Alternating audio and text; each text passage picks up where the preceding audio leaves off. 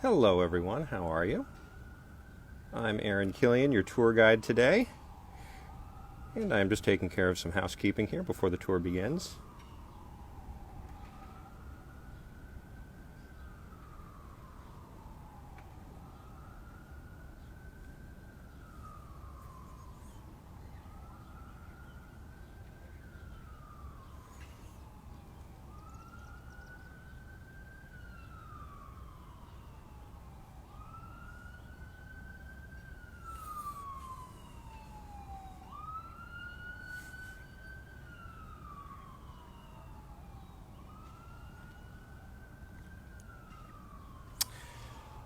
All right, everyone, so we're just waiting for a moment or two before the tour begins in earnest. Once again, my name's Aaron Killian, DC tour guide, going to be taking you around Capitol Hill today.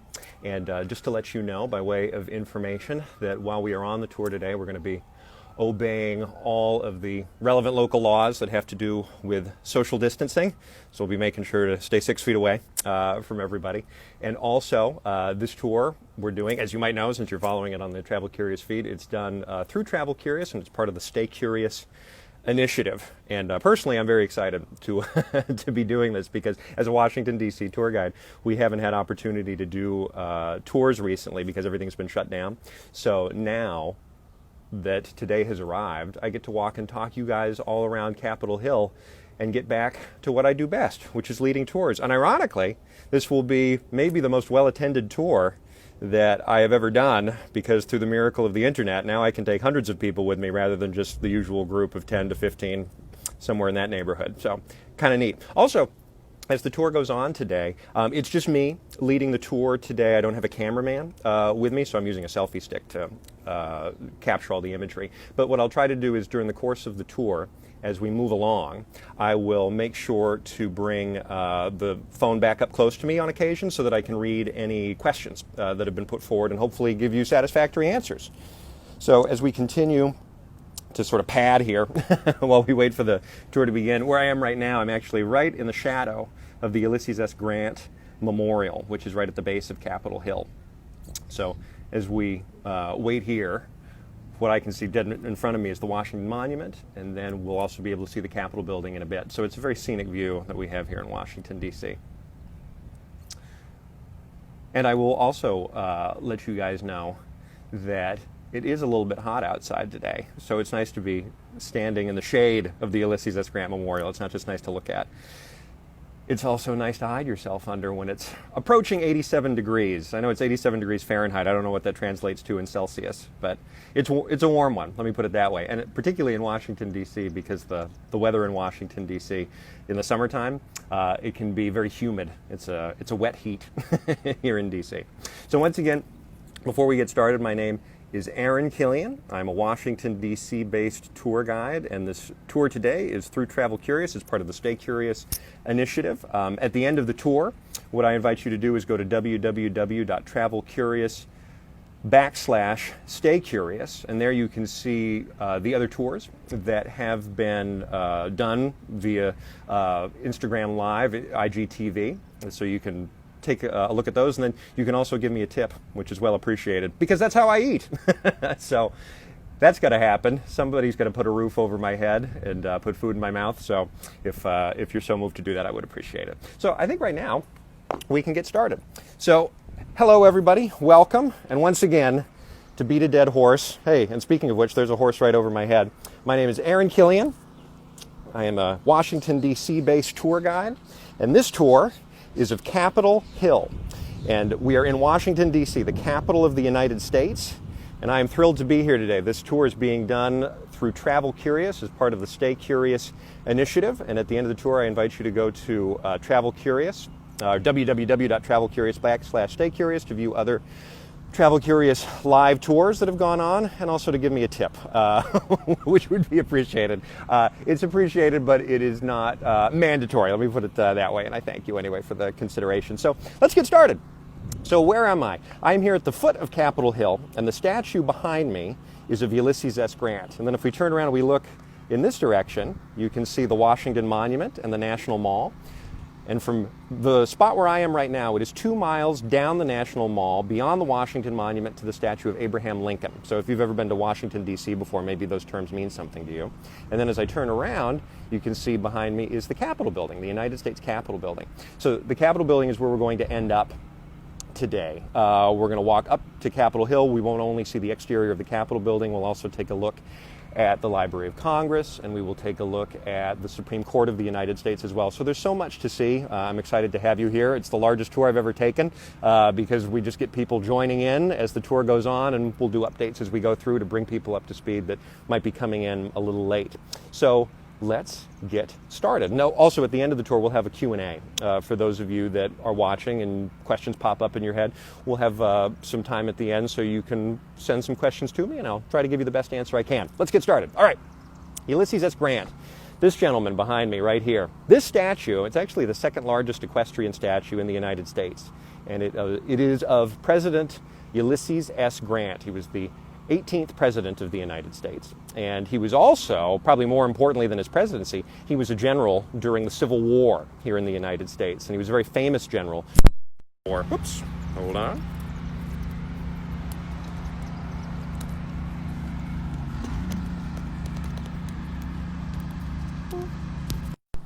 Oh, apologize for that, everybody. My plug came undone for a moment there.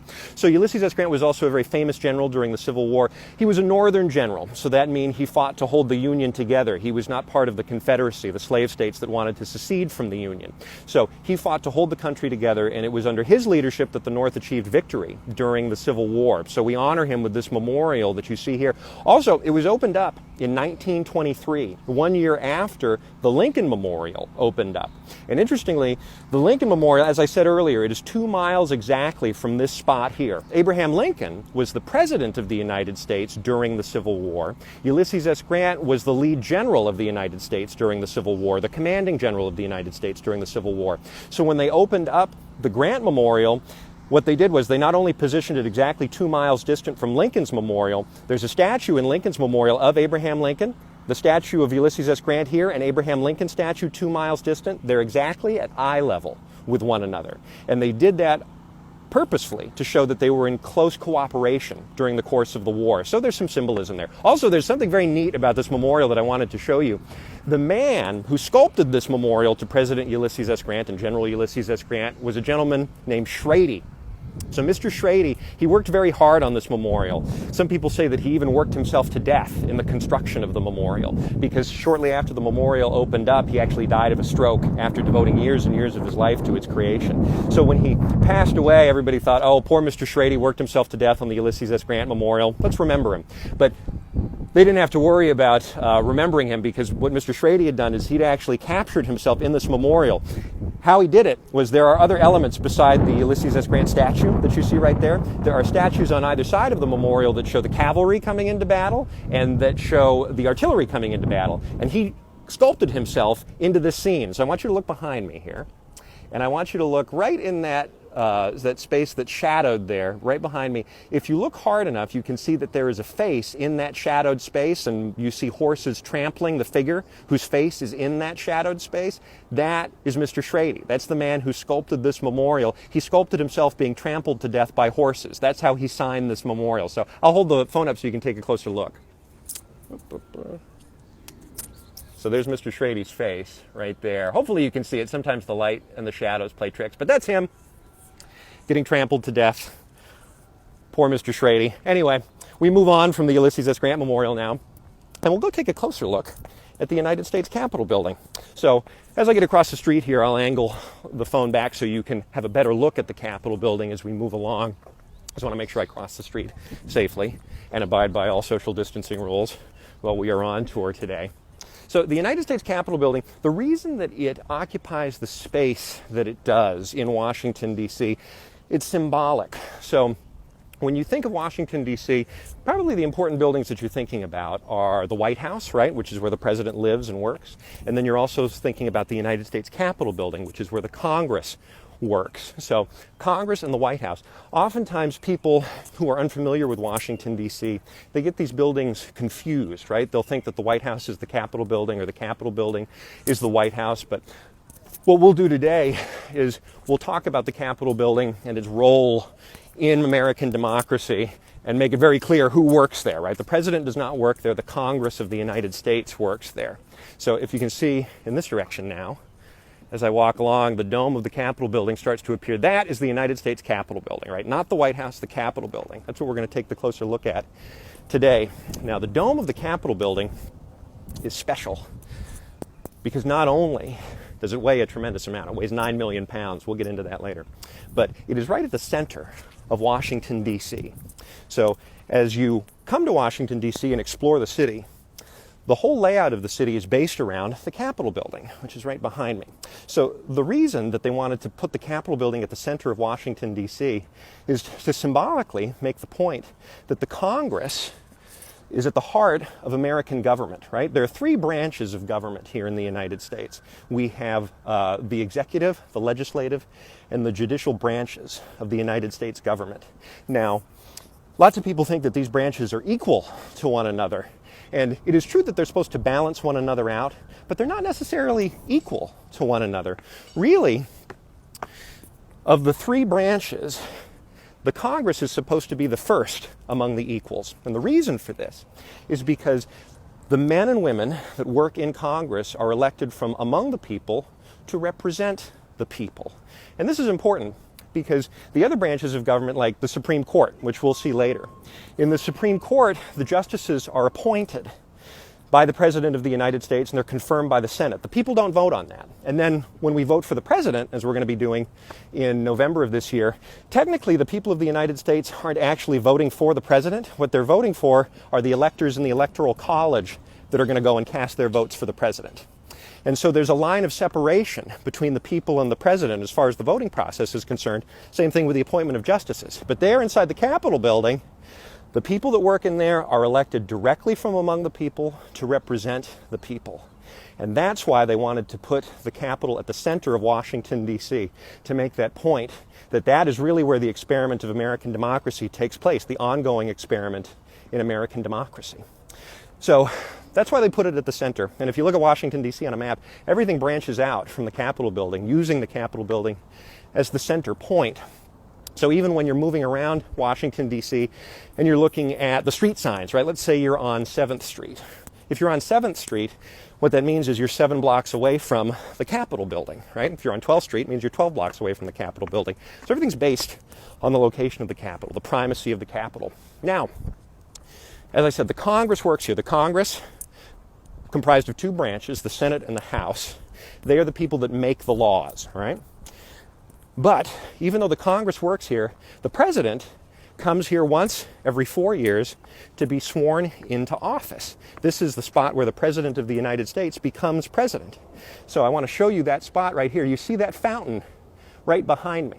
That fountain, where there's now some construction going on behind it, that is the spot of the presidential inauguration.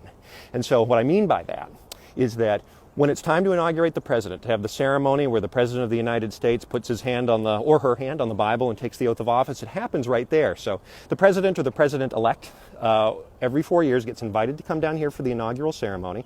And what you have to imagine, over top of that fountain, they build this big wooden pavilion with seating enough for about 2,500 people. And then when the ceremony begins, eventually what happens is the president's going to stand up, place their hand on the Bible, swear to preserve, protect, and defend the Constitution of the United States, and then they become president. So that's where it happens, right? The president gets sworn into office right here at the heart of America's democracy on the outside of the Capitol building. And when they get sworn into office, this is the view that they have. So you can see behind me all the way down to the Lincoln Memorial and the Washington Monument. The Washington Monument is the big tall obelisk back there. It's about 2.5 miles from this point. And on this stretch of ground, you can fit hundreds of thousands of people. The largest inauguration we ever had here in the city's history was President Barack Obama's inauguration, his first inauguration. You had 900,000 people here in Washington, D.C. And they stretched all the way from the Capitol building, which you see here, down to the Lincoln Memorial and the Washington Monument in the distance. And that was about 900,000 people. Absolutely massive. But this is where it happens. So now, later on, when you see the inauguration of the President of the United States next year, in 2021, you can say that on the Travel Curious tour that you watched, you saw the exact spot where it all went down. It's a little bit quieter today, though. I actually had the joy of getting to go to one of these inaugural ceremonies, and it was pretty close to the Capitol building when it was happening, there in the crowd, seeing the goings-on. And sometimes you see celebrities there, and I don't know if you folks are familiar with Patti LaBelle, famous American soul and R&B singer. She was right there. And then afterwards, I was inspired to go out and buy a Patti LaBelle sweet potato pie. But that's a joke that will register for people in the United States that go to Target and Walmart and see her sweet potato pies in the frozen food section. Maybe not if you're joining us from another country. I know we have a lot of people coming in from all over the world, from Europe, Asia, et cetera, et cetera. So I want to make sure that as I go along, I don't want to speak above people's heads and assume that people know things about the American government that maybe they don't, right? Maybe they haven't had the opportunity to learn as much about the American government because they don't live here in the United States. And so I should be careful with all the facts and figures that I'm throwing out to make sure that I'm not assuming too much about your knowledge. So to backtrack a little bit, we've talked about the Capitol building right there and how the Congress works inside the Capitol building. The point of the Congress, right, is to pass laws, right? That's what the Congress exists to do. And hopefully not just pass laws, but also get rid of bad ones. But one of the things that you have to bear in mind about the Congress here in the United States is it's broken down into two houses, right? Much like the British Parliament is broken down into two houses, right? You've got the House of Commons and the House of Lords. Here in the United States, our two houses are the Senate of the United States, and then we also have the House of Representatives of the United States. And they're different, and they're different on a couple of levels. Number one, the Senate of the United States, representation in the Senate is based on population. So we have 50 states, or excuse me, not based on population, rather, it's based on equal representation for each state. So in the Senate, what that means is that you have 50 states in the United States, and every state gets 2 senators. So that means that in total, you're going to have 100 senators in the United States Senate. And then in the House of Representatives, everything is done by population. So populous states will get more representatives in the House of Representatives than less populous states will. So that means that a state like California has a lot of representatives, and then a smaller state like Rhode Island doesn't have as many. So in the House of Representatives, things are done by population, and then in the Senate, things are done equal representation of all the states. Also, before we move on, I wanted to show you behind me this structure. This is called the Summer House. So you notice it's a little hot out here as we walk around Capitol Hill. The idea with building the Summer House was that inside, I can't get inside now because the gate is closed, but inside the Summer House, there's actually a water fountain and some shady bench areas where you can sit down. And the person that put this here was a fellow named Frederick Law Olmsted. Now, if any of you have ever been to New York City, you probably have encountered some of the work of Frederick Law Olmsted. He's a really famous American landscape architect, and he was the landscape architect behind the creation of Central Park in New York City. And then in the late 1870s, early 1880s, he came here to Washington, D.C. to work on the Capitol building and the landscape architecture around the Capitol building. So all the beautiful trees, the walkways, the paths, the summer house, right? It's all Frederick Law Olmsted's creation. It was his baby. So as you move along, if you're thinking, oh boy, this looks like a very beautifully landscaped area that Aaron's taking me through. Well, it is, and you can thank Frederick Law Olmsted for that. And then his son, Frederick Law Olmsted Jr., becomes a very famous landscape architect himself. And later on in Washington, D.C. history, when they start laying out the National Mall, when they start creating the space where the Lincoln Memorial is going to be, and the Washington Monument, et cetera, or the Jefferson Memorial, I should say, Frederick Law Olmsted Jr. has a lot to do with that. So, important family in the city's history. So, as we continue along, the trees are sort of interspersing the view here of the Capitol building. But what we're doing is we're walking up the Senate side of Capitol Hill. So what this means is that when you go along here walking along the Senate side, you're closer to the United States Senate. So as I talked about, there's these two houses in Congress, the Senate and the House. The Senate is this part of the Capitol building right here, beyond the trees. That's the United States Senate. So if I were a senator, I could walk up the steps and go right in and cast my vote. If I were over on the House side, I could walk up to the House of Representatives and cast my vote. So it's a building that's divided into two parts, or two wings, you could say.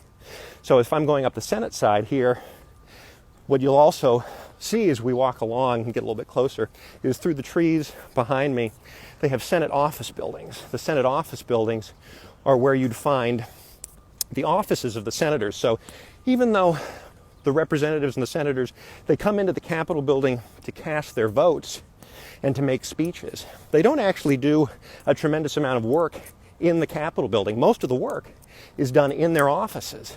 And their office buildings are connected to the Capitol building via a series of tunnels. So let me give you an example of what we're talking about so you can see the difference between the Capitol and the office buildings that surround it. So if I cross the street here and then I spin around, I want you to look behind me and you'll see that building there. That's called the Russell Office Building. That's the oldest of the Senate office buildings. And it's a well-known building. It's where the Judiciary Committee meets. So if you've ever turned on the news to watch one of the committee hearings that had to do with the confirmation of a United States Supreme Court justice, they take place inside that building. Also famously, if you go back in time, you all know about the sinking of the Titanic, correct? So when the Titanic sunk, that led to the adoption of bigger safety protocols, right, to make sure that there were enough lifeboats aboard all these cruise ships that were crisscrossing the Atlantic. The hearings that were held to ensure that those lifeboats were sufficient in number was inside the Russell Office Building. So that's Russell. And then you can see that it is separate from the Capitol building, but connected, as I said, by those underground tunnels. So the congressmen are like mole people, right? When they have to come in and cast their vote, they travel underground via the tunnels to get inside the building. And usually they have about 15 minutes to get inside the building and cast their vote. It's at the discretion of whoever the chair is, whoever is sitting at the front of the room with the gavel. They can extend that time and say, you know what? We should give them more than 15 minutes. We'll give them 20, we'll give them 35, whatever. But usually it's about 15 minutes. So that's actually one of the big reasons they created that tunnel system, because they wanted the senators and the representatives to be able to get inside quickly, right? Without having to worry about getting stuck in traffic or getting stuck in a crowd of people outside, that type of thing. So now we're up here on the east front of Capitol Hill. We started the tour on the west front, but now we're on the east. So as we move on, now that we got up here to the top of the hill, and I got a good sweat working, I'll stop to remind you guys that maybe some of you have come in late. This tour is of Capitol Hill here in Washington, D.C., capital of the United States. Aaron Killian, and this is for Travel Curious, as part of the Stay Curious initiative. Welcome aboard. Here we are at the top of Capitol Hill, the east face of the Capitol. So this face of the Capitol is known in presidential history because up until the presidency of Ronald Reagan, all of the inaugural ceremonies for the President of the United States actually took place here on the east front. They didn't take place on the west front. The reason it moved the inaugural ceremony from the east front over to the west front was that once Ronald Reagan becomes president, the inauguration of the president had become such a big deal, and so many people were coming into town for it. They decided, you know what makes more sense? Let's move it over to the west front of the Capitol because there's more space there. We can fit more people. And so that is why presidents no longer were sworn in on the east front, and instead they switched over to the other side. You can see behind me this area here with that triangular area right above the columns. That is the central entrance to the east front of the Capitol building. And then you can see the Great Dome behind me. So right in front of where those columns topped with the triangular pediment are, that's where presidents used to get sworn in. For instance, Abraham Lincoln, when he became president of the United States, would have been sworn in on the east front side. Now, I talked about the dome a little bit and how it's at the center of Washington, D.C., but I also wanted to talk about the construction of the dome because it's pretty interesting. So, as I mentioned, 9 million pounds of cast iron. And you'd think to look at it that it would be made of stone, right? The base of the building, the Capitol, is made of marble. And the dome there looks like it's made of marble, right? It's made out of white material of some sort, and you think, oh, it's probably marble, just like the base. No, it's cast iron. And the reason they made it out of cast iron as opposed to marble is because cast iron is much lighter. So if they had made the dome entirely out of marble, it would have been too heavy. It would have fallen through the roof. Imagine having to repair that. So what they decided to do instead, they'll make it out of cast iron and they'll paint it white. So it will look like marble. So it sort of deceives the eye. But at 9 million pounds, it's still pretty heavy. Also, you see on top of the building, there's a statue. And that statue is of an allegorical female figure Her name is Freedom. So not to be confused with the Statue of Liberty in New York, right? Our statue here is Freedom. And her full name is Freedom Triumphant in War and Peace, which is quite a mouthful. So we can just call her Freedom. She's just Freedom to you. And between you and me, freedom ain't easy and it ain't free. But what we have here is a statue that is 19 and a half feet tall. And by unwritten rule, it's actually the tallest statue in Washington, D.C. So if you were to go over to the Lincoln Memorial, you'd see Abraham Lincoln's statue is 19 feet tall.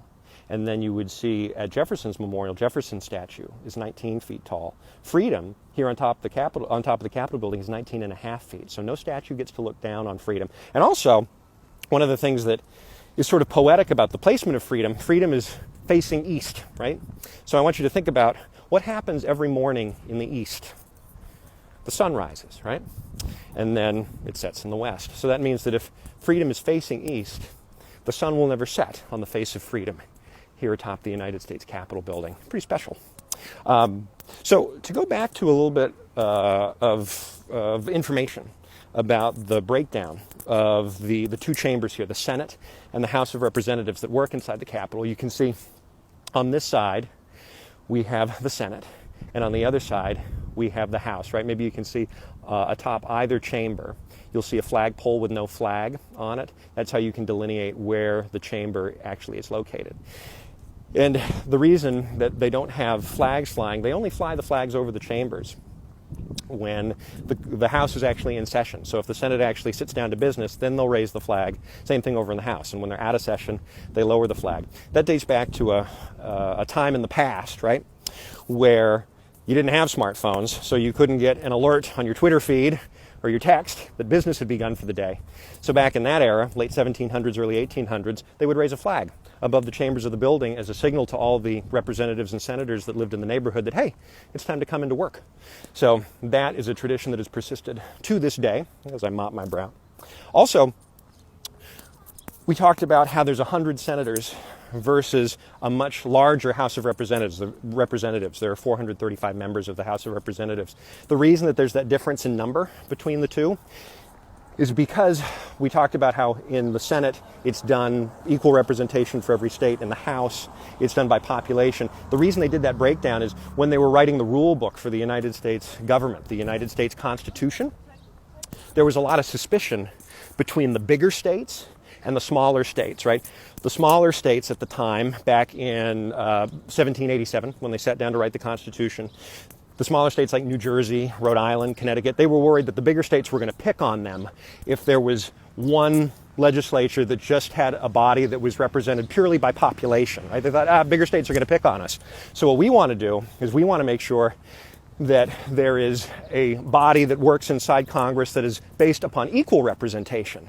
So what happens is there's this compromise between the two sides, and instead of having one a legislature that is all equal or all population, they decide to have a bicameral legislature where part of it is done with equal representation and part of it is done with population representation. It's called the Great Compromise in American history, or at least in American constitutional history. All right, here we go. So I promised you that you wouldn't just see the Capitol building of the United States, you would also see the Supreme Court of the United States. So that is the Supreme Court building.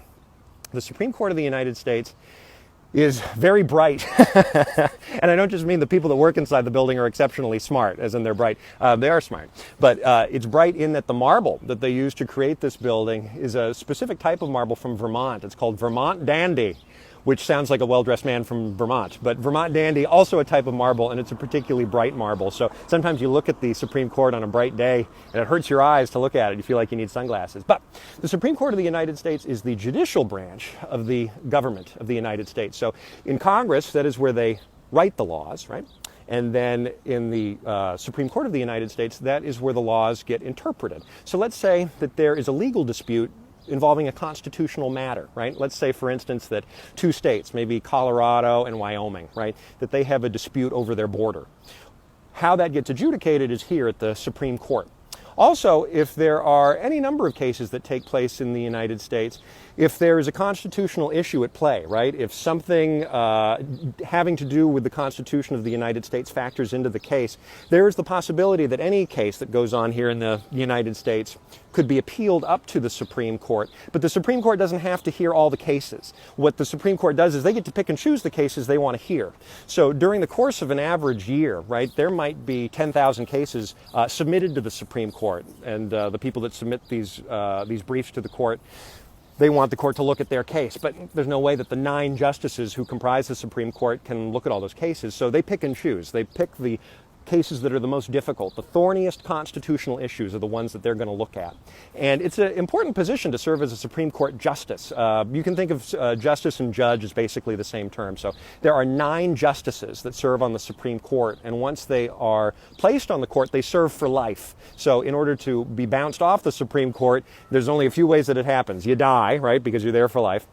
Also, you can retire from the Supreme Court. And another way that you can get off the Supreme Court is you can be impeached and removed, but that happens very, very, very, very rarely. Most often what happens is you either retire or die.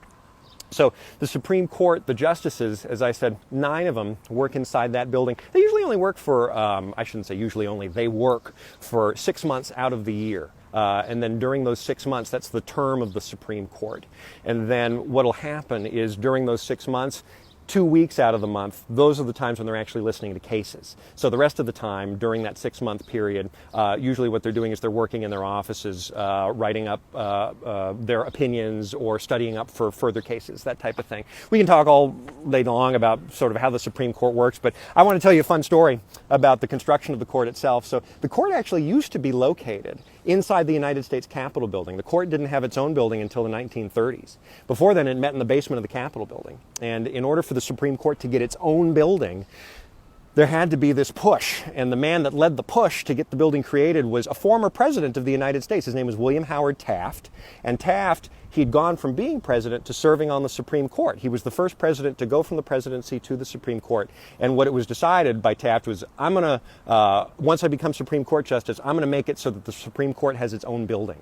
So what he does is he leads this successful effort, and then he dies before the Supreme Court is opened. But they wanted to honor Taft in the pediment. So you see the triangular area right above my head with the sculptural figures, and they're supposed to depict allegorical figures having to do with the history of law in the United States. They put William Howard Taft in the pediment. And what's funny is the statue of Taft, or the sculpture of Taft, you can't see it from here because he's too small, but the statue of Taft, his sculpture, it depicts William Howard Taft as a young man when he's very fit, and he's got this six-pack of abs, right, these washboard abs.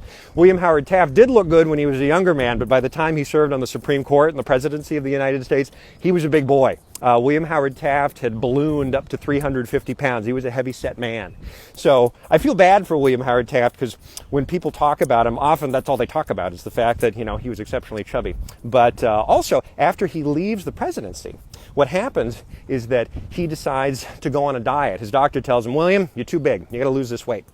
So he goes on a diet. He cuts beer, pork, and potatoes out of his diet, and he loses 75 of those 350 pounds. So good for William Howard Taft. Now you look behind me here, you can see again the Capitol building of the United States, framed a little bit better there now that we've got some distance. So you can see that dome, you can see the statue on top, you can see the columns at the central entrance to the East Wing.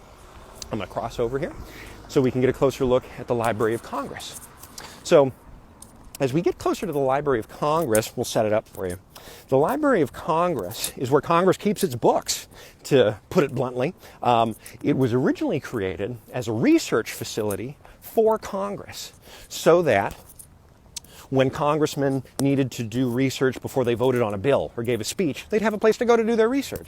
But then what happens is the library is expanded in terms of its vision and its outreach so that it becomes a library that's accessible to all Americans. So anybody today could go inside the Library of Congress and do research as long as you go get yourself a library card. And it's a gorgeous building, as I would like to show you now. So the Library of Congress, which you can see behind me, it's done in this Beaux-Arts style of architecture. The Beaux-Arts style originates in France and Paris back in the 1800s, and we copy it here for the library. The library itself, the reason that they went to such lengths to create this beautiful building, to make something that was really at the height of architectural taste and refinement, was they wanted to prove that in the United States we could be as refined as anybody over in Europe.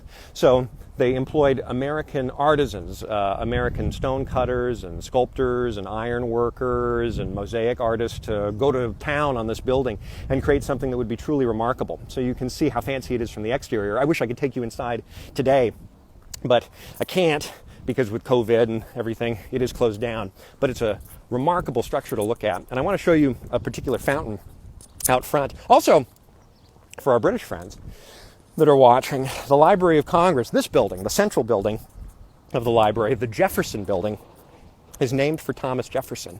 And the reason it's named for Thomas Jefferson is that he donated, or I shouldn't say donated, he sold books to the library to get the library restarted again after the British had burned the initial library in 1814 during the War of 1812.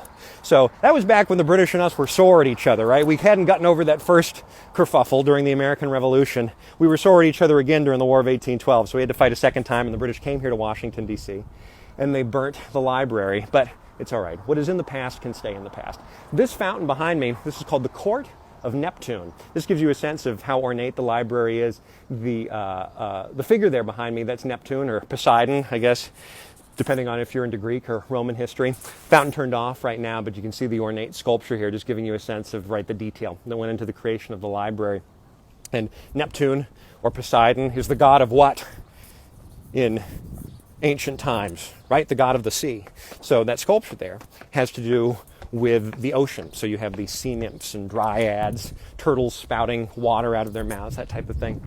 But I want to give you a better look at the exterior of the library as we climb the steps. And as we approach the shade as well, long sought after. But you can see how fancy the exterior of the Library of Congress is. So what I wanted to do here is, as we get into the shade, to give me a little rest, I wanted to open it up now to questions that you all might have about any of these buildings. Fire away. I position it so that you can see some of the items behind me. And if it's a question about the architecture, the history, dates, people, anything at all, I'm happy to answer to the best of my ability. I can't claim to know everything. There are people that have forgotten more about these buildings than I'll ever know, but I can try and do my level best. Oh, I see some hearts there. And if there are no questions yet, that's okay. I can keep yapping. So if you go inside the Library of Congress building, it's not just books that you would see inside the library. You would also see, there's a map room. There's a room that has to do with architectural drawings. There's rooms that have to do with, with film. There's rooms that have to do with audio. And there's also a computer inside the Library of Congress where every tweet that has ever been posted is stored. Supposedly. I don't know if that story is apocryphal or not, but it's a story that gets passed around. And there are approximately, at last check, I think it was around 176 million items inside the Library of Congress, between the books and the maps and the architectural drawings and the photographs, so that if you took all of the items, all the physical items, the books, the maps, whatever, and circled them around the Earth, you could circle the Earth at the equator. I believe it was 5 times, but I'd have to check my stats on that. Also, as we look at the entrance here to the library, you'll see that the library is made out of granite, and you turn back around and then you can see the Capitol building behind me, Capitol building made out of marble. They take stone from all over the country to create these buildings here in Washington, D.C. So you might have granite from certain areas, you might have limestone from Indiana, you might have marble from Georgia, right? But a lot of the buildings, they have this certain architectural style that looks almost sort of ancient in its design, right? With the pillars and the domes. The reason for that is very specific. It's because when the Founding Fathers were creating the United States, they thought of the United States as sort of this new, restart of Western civilization, right? That what had begun with the experiment in democracy in Greece and Rome was being taken to its fulfillment here in the United States, right? The thinking was that Europe, with its sort of turn to feudalism and kings and emperors and so on and so forth, that they had gotten away from the democracy that Rome and Greece had birthed. And so in the United States, we're going to restart this project. And so that's why you see a lot of this ancient-looking architecture here in Washington, D.C. And interestingly, the Trump administration just ruled or passed this edict. I don't know what sort of enforcement mechanism they have for it, that any future federal buildings have to be done in this same sort of ancient style. But it's something interesting that the tour guides here in Washington, D.C. were curious about when it came out just a few weeks ago, as a matter of fact. So I don't see any questions being posted. I guess that means I answered everything. Good on me. Well, I want to thank everybody for being here today for this virtual tour. I also want to encourage you, again, to go to www.travelcurious.com/stay curious to learn more about the virtual tours that Travel Curious has been conducting here on IGTV. And also it gives you the opportunity, like I said, to leave a tip if you're so moved, and I thank you for that. And also, my name is Aaron Killian. If you like the tour, let Travel Curious know about it, because we'd love to do more of these here in the District of Columbia. Maybe not just show you Capitol Hill, we could take you down to the White House neighborhood, Pennsylvania Avenue, so on and so forth. There's a lot of fascination here. And I hope you enjoyed, and I will see you again, hopefully, in the near future as we explore another fascinating area. And just like the Dos Equis man would say, instead of stay thirsty, my friends, stay curious, my friends.